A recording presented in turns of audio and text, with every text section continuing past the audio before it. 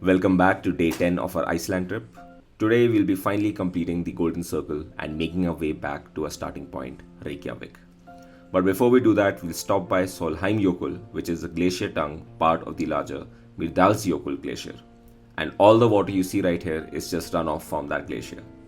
We have folks getting ready to climb the glacier similar to what we did earlier, but today we'll just move on to our next destination, which is Seljalandsfoss waterfall.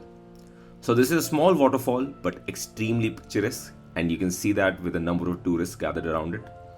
We made our way closer to the waterfall, and the speciality about this waterfall is that towards the right there is a small cave where you can see everyone gathered. Once you enter that cave, you can actually walk behind the waterfall. It was still biting the cold, so we decided to grab some coffee and a few muffins to help sate our appetites, and then explored the local shops. And one of the first shops I entered, I came across this tiny little soft toy which reminded me of my pet baby Callisto. I was missing her a lot at this point of time, but unfortunately we had to move on to keep time. As we make our way to our next destination, we stopped by to see some native Icelandic horses. So these were the friendliest horses we came across so far. These guys were extremely trusting and willing to eat hay right out of your hand. And some even got jealous and tried to get more attention from us. Eventually, we did tear ourselves away from them to our next destination, which is the Geysir.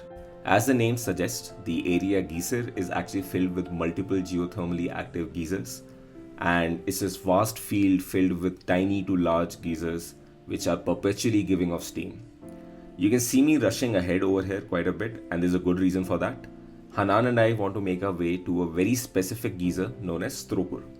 So Strokkur is this hot spring which erupts every 5 to 10 minutes, and as you can see there's this large gathering of people around it just to make sure that no one misses it. It is absolutely silent over there. Everyone is holding their breaths, not making any noise at all, just so that they can hear the eruption coming. And here is the video of the eruption.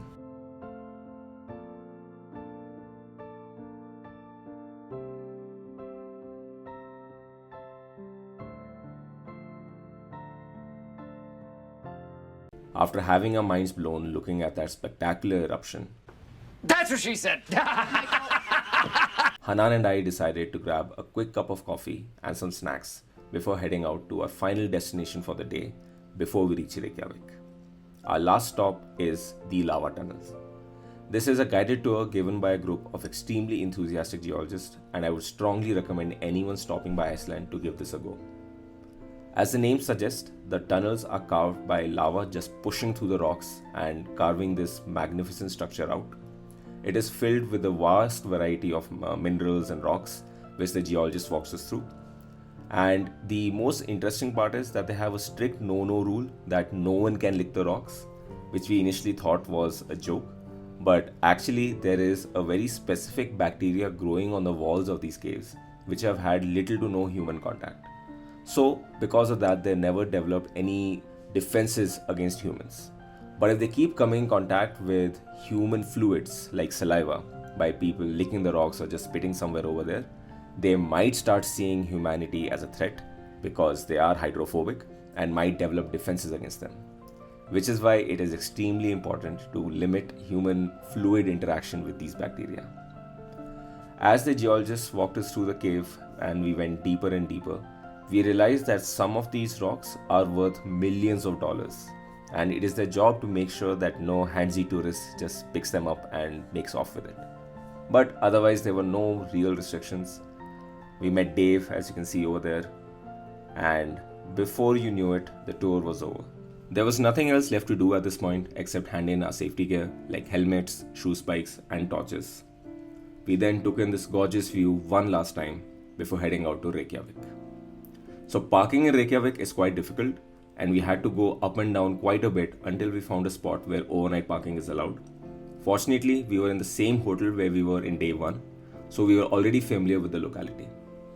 It was still too early to call it a night, so Hanan and I decided to head out exploring. While we were out, we came across this amazing food hall where we had these delicious burgers. After that, we continued our exploration and came across this temporary ice rink. So Hanan and I, neither of us know how to ice skate nor have been on a rink before, but we just had to give it a shot. So after renting out the shoes, we decided to try our luck. And this is the extent of what we managed to learn, with all the grace of a bull in a china shop. After that, to close out the night, we of course had to have some ice cream. Hope you enjoy the video and don't forget to like and subscribe.